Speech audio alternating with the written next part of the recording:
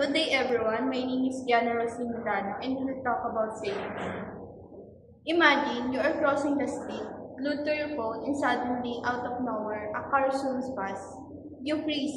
What saved you? The street lights? The crosswalk? Or perhaps someone calling out just in time?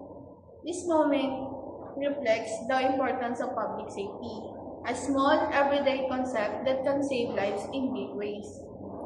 Public safety has evolved significantly with the rise of technology. Innovations like earthquake, early warning systems, surveillance cameras, and all-driven traffic management have changed how we protect lives. Similarly, cybersecurity ensures we stay safe in the digital world where data is as valuable as life itself. But beyond technology, ensuring safety is a shared responsibility.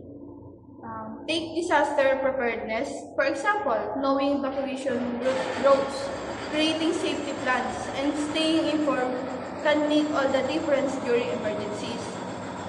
Let's look at the Japan. A country prone to earthquakes, their advanced warning system paired with community drills have saved countless lives.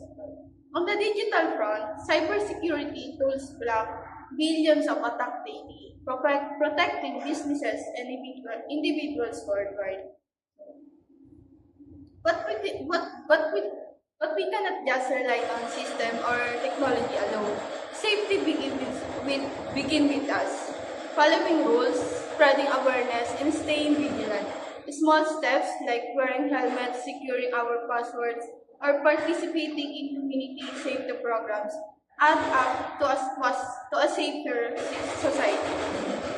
Public safety is more than protocols or policies. It is a shared value that binds communities. By embracing it, we not only protect ourselves but also the people around us. Safety is not just a responsibility. It is a progress, care, and humanity combined. Let's make it a priority. Because when we value safety, we choose life and we choose each other. Thank you everyone.